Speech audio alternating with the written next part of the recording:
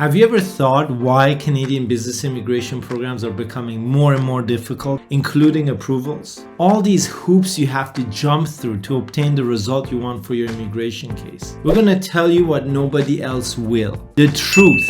What the Canadian government's true intentions are and policies for immigration to Canada. Who do they want and who they don't want to come into the country.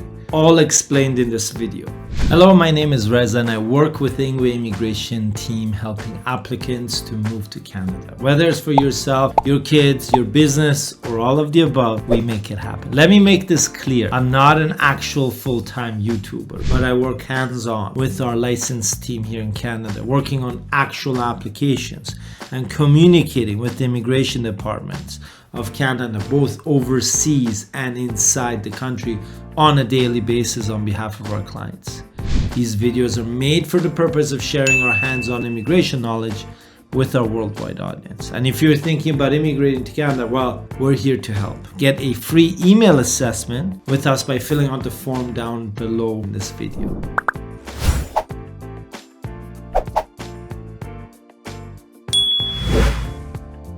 Canadian government says they want new immigrants with record-breaking targets every year. But is this 100% of the truth? Let's really check what's going on and do a deep dive. The only official business immigration programs available in Canada are the PNP Provincial Nominee Entrepreneur Program, the Federal Self-Employed for Artists, Cultural and Sports Occupations, and the Federal Startup Visa Program. As an example, let's review one of these programs, the PNP Provincial Nominee Entrepreneur Program. Steps required to obtain your PR. Obtain a visitor visa. Do an exploratory trip in the province of your choice. Submit an online expression of interest which includes your business concept. Wait for a few months after invitation, hopefully. Submit supporting documents after the invitation, which includes your net worth audit in your home country by a third party that's designated by the province. Interview in person inside Canada. And then nomination for a work permit. Wait 4 to 5 months for IRCC to actually process that work permit. And then run your business 6 to 24 months depending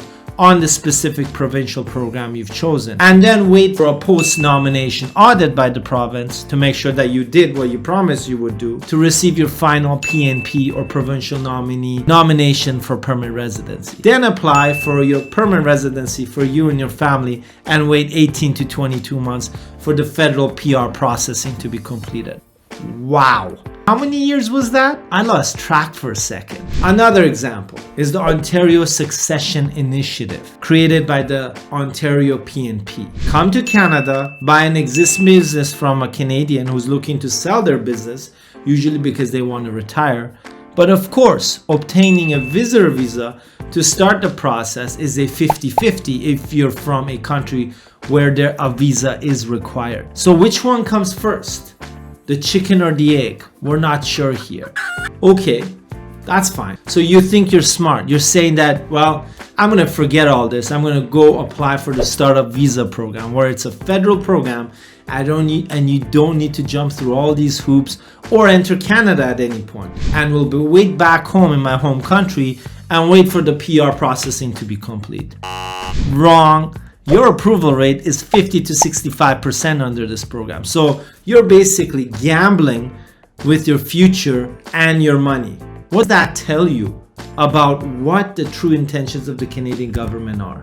They made it this difficult on purpose, both on the provincial entrepreneur programs and the low approval rates for the federal startup visa and the very long processing times for the federal program. If you want to apply for a business visitor visa and they won't approve you, what are your options?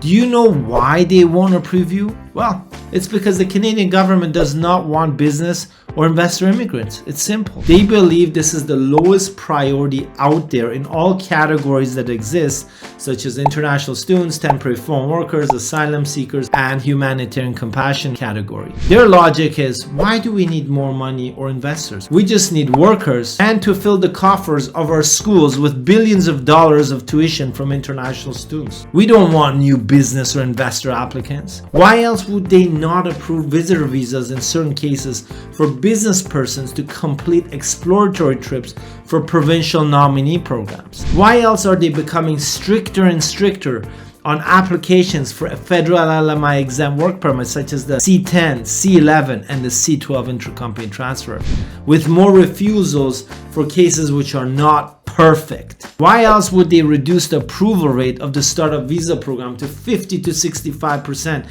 to create uncertainty for applicants? Why else are the statistics of nominated entrepreneurs for the provincial programs so low and the lowest out of every other provincial category? Let's compare this to the UK, US, and even the Spain programs. Put money in the bank account. We don't care about your education or language. Just source of funds need to be verified. And if you think Canada is strict on source of funds, that's a joke. A lot of political black money has found its way into the country, and although they say they have checks and controls to prevent this, it's one of the weakest in the world. The province of BC issued a report in the past 2 years on how much laundered money is being funneled through its local economy. It's massive. That's just one province, and no other province even bothered looking at this part of their share of the underground economy. Go figure. Canadian double standards.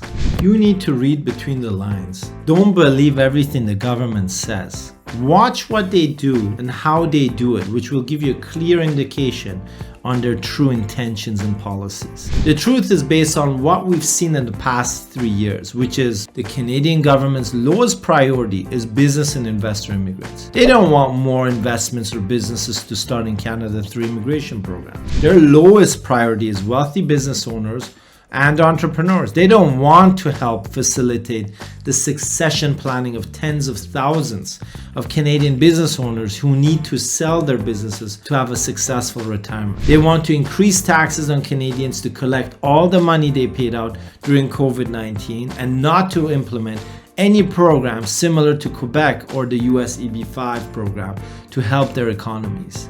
The Canadian government priority is not parents or grandparents of Canadians. The Canadian government priority is themselves and their own internal policy of prioritizing humanitarian cases. Be paid by the United Nations for each case and boast about saving the world and increasing the record number of PR applicants each year allowed into the country.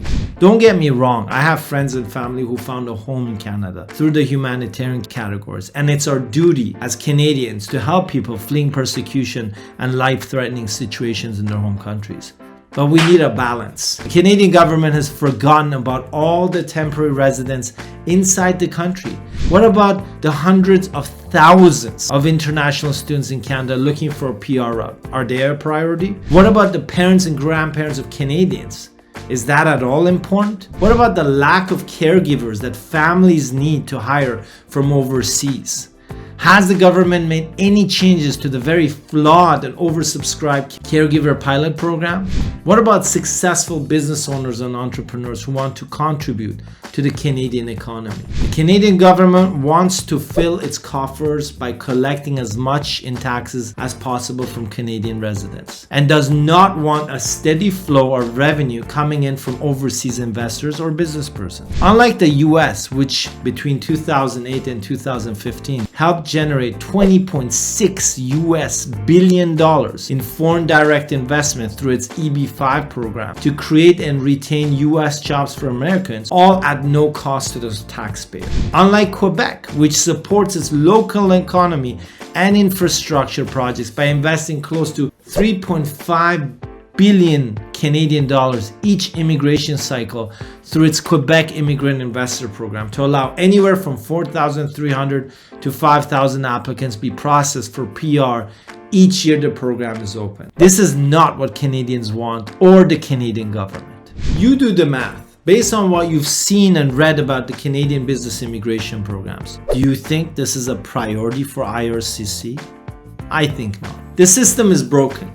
I can proudly say as a Canadian that we have one of the worst immigration programs in the world in terms of processing times, backlogs, errors and mistakes, and prioritization. The system is so broken that you do need somebody to guide you through this process. And that's why we're here. And we do what we do on a daily basis. Let us know what you think about IRCC and its immigration policies compared to other countries. We'd love to hear the feedback of our audience. If you're thinking about immigrating, whether permanently or temporarily to Canada, whether it's through the fantastic broken business immigration programs we just reviewed, skilled immigration programs, LMI exempt work permits, free trade agreement work permits, study visas, or family sponsorship, you are at the right place. I can guarantee you only one point.